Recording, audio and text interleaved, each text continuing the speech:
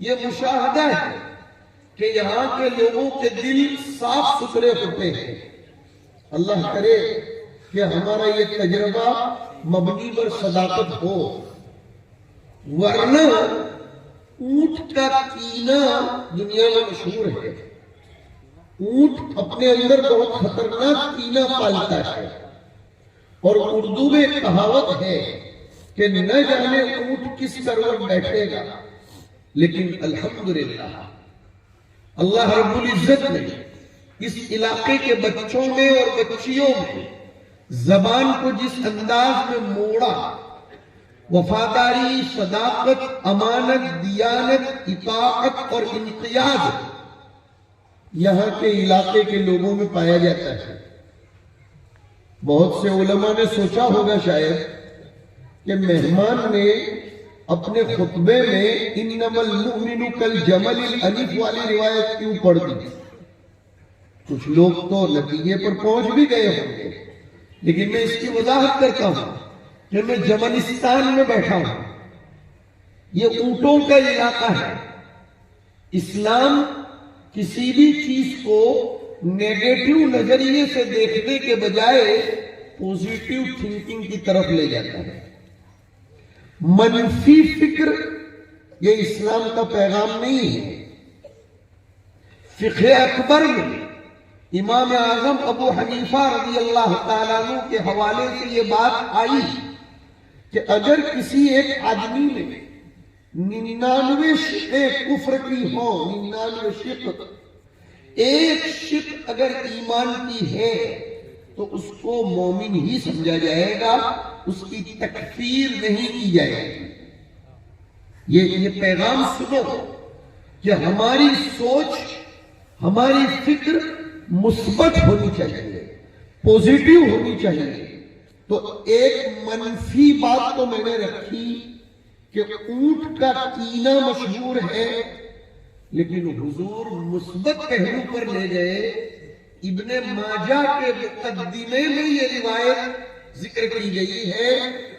ابن ماجہ کے مقدمے میں شروع ہی کے صفحے پر حضور نے فرمایا انما المؤمن کالجمل الانف، کہ مسلمان کی مثال اس اونٹ کی طرح ہے جس کی ناک میں نکیل لگائی ہوئی ہو، جو شتر بامہار ہو، شتر بے مہار نہ ہو۔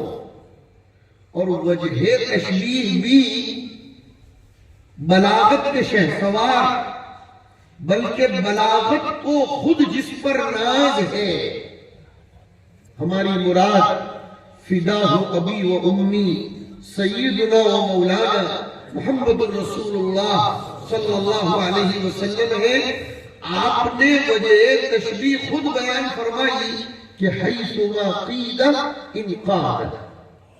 کیا پیاری بات فرمائی کہ مومن کی مثال لگام لگائے ہوئے اونٹ کی طرح ہے، کہ جیسے وہ لگام باندھا ہوا اونٹ، اس کو اس کا رکھوالا اور اس کا چرانے والا یا اس کو لے کر چلنے والا جدھر کے رخ پر لے جاتا ہے، وہ اونٹ ادھر ہی کے رخ پر چلتا ہے۔ اس کی طبیعت میں انقیاد اور اطاعت پیدا ہو جاتی ہے۔ حضور نے اونٹ کا یہ مثبت پہلے ذکر کرنا ہے۔ علامہ ریاست علی بجنوری رحمہ اللہ نے اس حدیث شریف کی شرح کرتے ہوئے اور بھی بہت سی باتیں لکھی۔ فرماتے ہیں اونٹ کے اندر ایک خوبی ہے کہ وہ نشیب و فراز دونوں قسم کی زمینوں میں یکساں چال چلتا ہے۔ ایسا نہیں ہے کہ جودھپور کے شاہراہ پر اور ہائی وے پر لے جایا جائے تو تیز چلے، اور وایا پھلولی اندر ہو کر اگر جودھپور لے جایا جائے تو وہ گٹر منہ ہوتا رہے۔ نہیں، وہ دونوں قسم کی زمینوں پر یکساں چال چلتا ہے۔ مسلمان بھی ایسا ہونا چاہیے کہ زندگی اپ ہو تو بھی خدا کا فرما بردار ہو، ڈاؤن ہو تو بھی خدا کا فرما بردار ہو، بیماری میں بھی خدا کا فرما بردار، صحت میں بھی خدا کا فرما بردار، امیری میں بھی خدا کا فرما بردار، غریبی میں بھی خدا کا فرما بردار، مہنگائی میں بھی اس کی حالت یہ ہو، اور جب چیزیں سستی ہوں تب بھی یہی حالت ہو، سردیوں میں بھی فجر کی نماز کی پابندی کرے اور گرمیوں میں بھی فجر کی نماز کی پابندی کرے، گھر میں فقر و فاقہ چل رہا ہو تب بھی مسجدوں کو آباد کرے، اور گھر میں خوشحالی ہو تب بھی مسجدوں کو آباد کرے۔ یہ ہے اونٹ کی وہ صفات جو اونٹ کے علاقے میں رہنے والے راجستھانی مسلمانوں کو سنائی جا رہی ہے۔ اور چیزوں کا اثر تو لینا چاہیے، لینا کیا چاہیے؟ پڑتا ہی ہے چیزوں کا اثر، قرآن کہتا ہے۔ اور شیخ سعدی نے اس حقیقت کو تسلیم کیا۔ گلشتہ نام کی ان کی ایک کتاب ہے جو ریگستان میں بیٹھ کر اس کا ایک شعر سنا رہا ہوں۔ وہ فرماتے ہیں، بارہ کہ در لطافت طبعش خلاف نیست، در باغ لالا رویت و در شور ابو میں خس۔ بارش اس کی طبیعت کی لطافت میں کوئی اختلاف نہیں، کشمیر پر بھی وہی بارش برستی ہے، اور راجستھان میں بھی جب برستی ہو وہی بارش برستی ہے۔ میں نے جب برستی ہو کا لفظ بڑھایا، لیکن کشمیر کی زمین زرخیز ہے تو وہاں زعفران اگتا ہے، اخروٹ نکلتا ہے، بادام اور سیب نکلتے ہیں، اور جہاں کی زمین کانٹوں والی ہو تو وہاں کانٹے اگتے ہیں۔ انسان کا ضمیر صاف ہونا چاہیے۔ وحی کی برسات عمر بن خطاب کے قلب پر برسی تو وہ امیر المؤمنین بن گئے، وہ خلیفۃ المسلمین بن گئے، اور قرآن کریم کے علوم کو پھیلانے والے بنے۔ اور یہی وحی کی برسات ابو جہل کے دل کو جا کر لگی تو قرآن کریم کہتا ہے، اما الذین فی قلوبہم مرض فزادتہم رجسا الی رجسہم۔ گھی کا کوئی قصور نہیں ہے، گھی پروٹین والا ہے، آپ کے علاقے کی لینگویج میں سمجھا رہا ہوں۔ دودھ کا کوئی قصور نہیں ہے، دہی اور چھاچھ کا کوئی قصور نہیں ہے، بکرے کے گوشت کا کوئی قصور نہیں ہے۔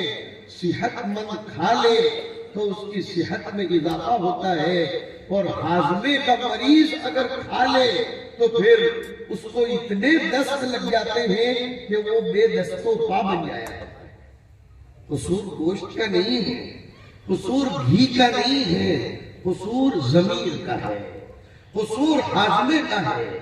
میرے بہت پیارے راجستھانی بھائیوں، اللہ نے قسم خدا بڑا احسان فرمایا کہ اتنے زیادہ وسائل سے دور افتادہ علاقے میں مولانا نے، ان کی ٹیم نے، اور ان کی فکروں سے اتحاد کرنے والے لوگوں نے، اور اکابرین علماء نے، اسی طرح اس علاقے کے دیگر اداروں نے آپ کے لیے دریا اور سمندر بنائے ہیں۔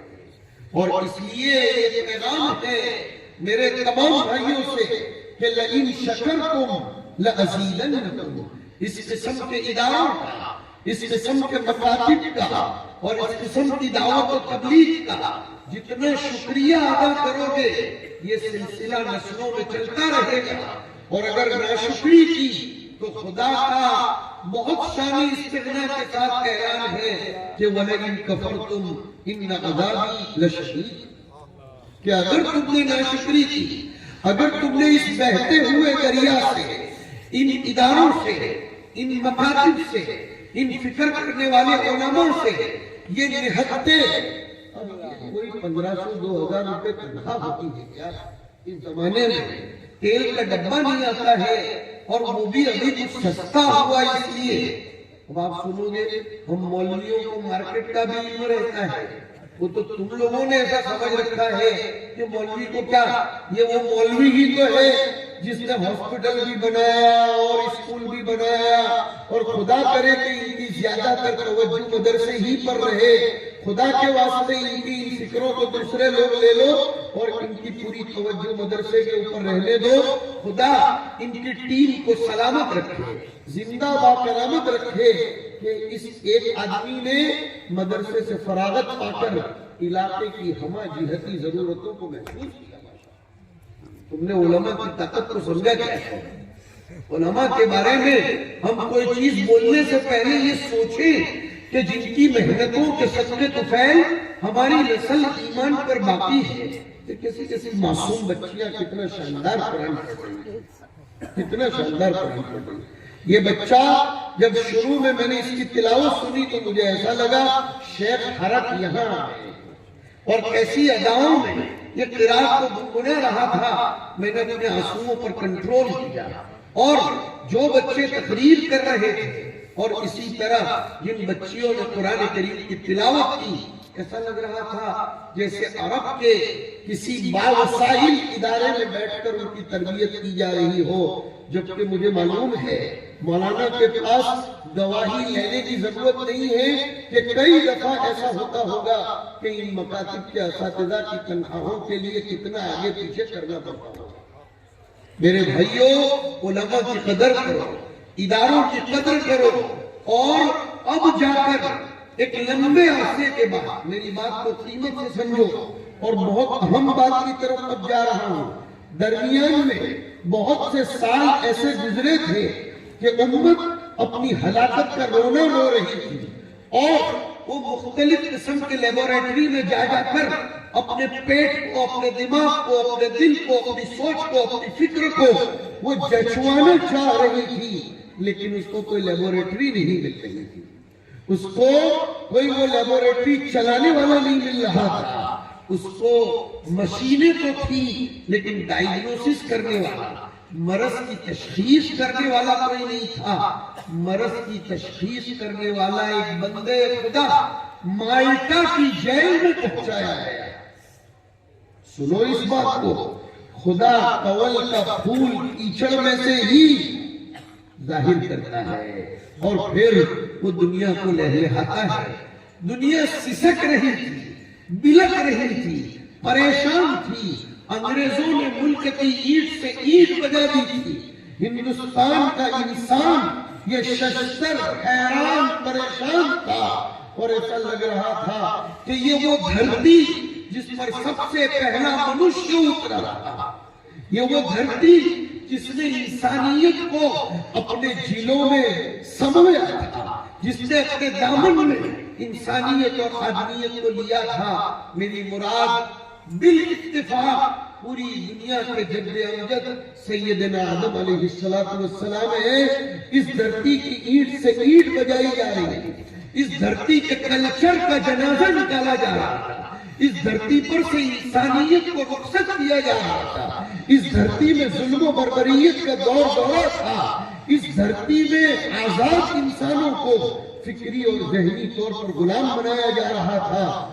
اس دھرتی کا ایک چھوٹے قد کا انسان، جس کا قد بہت چھوٹا تھا، شارٹ کٹ کا تھا، اللہ نے جس کو فکر بہت بلند نصیب فرمائی تھی، جسامت میں سیدھا سادہ تھا، دیکھنے سے کوئی اس کو پہچان نہیں پاتا تھا، جس کا تذکرہ ابھی ہم نے تھوڑی دیر پہلے کیا، حضرت شیخ الہند رحمۃ اللہ علیہ مالٹا کی جیل میں پہنچے، تنہائیوں میں رہے، بے کسی کے زمانے میں سوچتے رہے کہ اے اللہ، میری اس قوم کا اور تیری اس نظر محبت کے سب سے پہلے مرکز کا، یعنی میرے اس ہندوستان کا ترقی کا زینہ کیا ہو سکتا ہے؟ یہ ملک کیسے امن و امان کا گہوارہ بن سکتا ہے؟ اس ملک سے ظلم و بربریت اور غلامانہ ذہنیت کیسے ختم ہو سکتی ہے؟ ترمذی شریف کی روایت بتا رہی ہے، شیخ الحدیث صاحب یہاں تشریف فرما ہے، میں کبھی موضوع روایت بیان نہیں کرتا اور علماء کو کہتا ہوں خدا طلبہ کو اسٹیج پر لانے سے پہلے 1000 دفعہ ان کے ایک جملے کو سن لیا کرو۔ امت میں کوئی غلط پیغام حدیث کے حوالے سے نہیں جانا چاہیے، جیسے ابھی معراج کے حوالے سے پیش کیا جا رہا تھا، الجمل الانیف بناؤ، ہمارے ان بچوں کو جمل غیر انیف مت بناؤ۔ کوئی بھی جملہ غیر ذمہ دارانہ نہ کہا جائے، موضوع روایتیں بالکل ذکر نہیں ہونی چاہیے۔ ترمذی شریف کی وہ روایت میں ذکر کر رہا ہوں، اتقوا فراست المؤمن فإنه ينظر بنور اللہ تبارک و تعالی۔ مومن کی فراست، ایمان والے کی دانش مندی چہ جائے کہ وہ ایمان والا وہ ہو جس کے ایمان کی شعاؤں سے علامہ نور شاہ کشمیری پیدا ہوئے، مولانا الیاس پیدا ہوئے، شیخ الاسلام مولانا حسین احمد مدنی پیدا ہوئے، اور ہم اس دھرتی پر بیٹھ کر ببانگے دہل یہ کہیں گے یہ وہ علماء ہیں جنہوں نے اس دیش کو بچایا ہے، اور جنہوں نے اس دیش کو آزادی دلائی، اور جنہوں نے اس دیش کو کسی اور طرف نہیں جانے دیا، بلکہ اسی دیش کا وفادار بنانے میں انہوں نے پورا دلائل کے ساتھ ثبوت پیش کیا ہے۔ کمال درجے کے مومن تھے، وہ ایسے ہی سائنسی فکر نہیں رکھتے تھے، وہ انگریز سوچ نہیں رکھتے تھے۔ حضور نے فرمایا انہ ینظر بنور اللہ، اللہ کے نور کی روشنی میں، اللہ کے نور کے تئیں وہ سوچتے تھے۔ انہوں نے سوچا، سنو برابر سنو، شیخ الہند نے مالٹا کی جیل میں بیٹھ کر یہ بات سوچی، اے اللہ میرے دماغ میں بات ڈال دے کہ یہ ہندوستان کے مسلمان کامیاب کیسے رہیں گے۔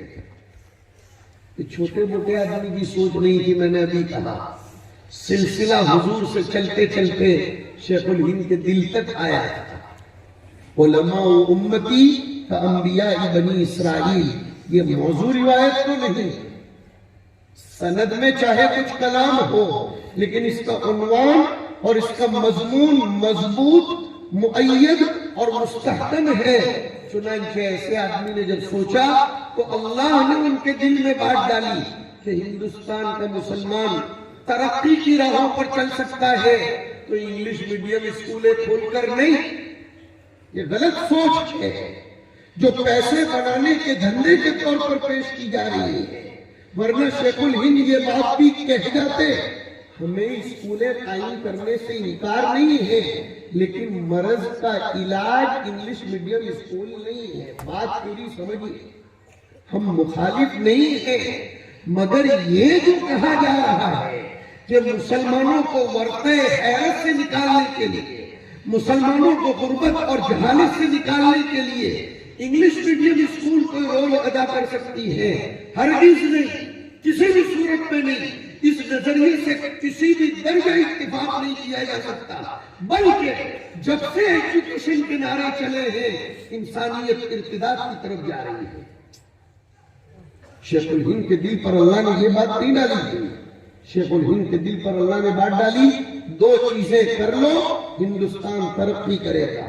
نمبر ایک، گاؤں گاؤں مکاتب قائم کرو، خدا مبارک کرے مدرسہ احیاء العلوم کو، مولانا کو، ان کی ٹیم کو، اور یہاں کے فضلاء کو، اور یہاں کے علماء کو کہ انہوں نے ایسے ریگستان میں شیخ الہند کی اس آواز پر لبیک کہا جیسے مکہ جانے والا ہر حاجی حضرت ابراہیم علیہ السلام کی آواز پر لبیک کہتا ہوا نظر آ رہا ہے۔ ان علماء نے اس آواز پر لبیک کہا اور ماشاء اللہ 67 مکاتب اس ادارے کے ماتحت چل رہے ہیں، اور ایسے تو دارالعلوم پوکھرن کے ماتحت بھی چلتے ہوں گے، اور نہ جانے کس کس ادارے کے تحت چلتے ہوں گے۔ فرمایا شیخ الہند نے نمبر 1 پر گاؤں گاؤں مکاتب کا نظام چلاؤ، اور نمبر 2 گاؤں گاؤں میں قرآن کریم کے درس کے حلقے تازہ کرو۔ میں علاقے کے علماء سے بھی کہہ رہا ہوں، میرے دل میں بات آئی تھی کہ میں ہمارے رفیق مکرم مولانا رحمت اللہ صاحب سے میرا خیال شیئر کروں، لیکن وہ شیئر کرنے سے پہلے آپ کو ہی سنا دوں، ورنہ میرے دل میں یہاں اسٹیج پر جب نیچے بیٹھا تھا بات آ رہی تھی کہ مولانا سے کہوں کہ کسی موقع پر علاقے کے علماء کو جمع کرو اور ان میں احساس فکر دلاؤ۔ عوام سے زیادہ اب خواص پر محنت کرنے کی ضرورت آ گئی ہے کہ ان کے اندر جب فکر بیدار ہوگی تو جیسا پانی ٹنکی سے جائے گا پینے والوں کی صحت اتنی ہی مضبوط ہوگی۔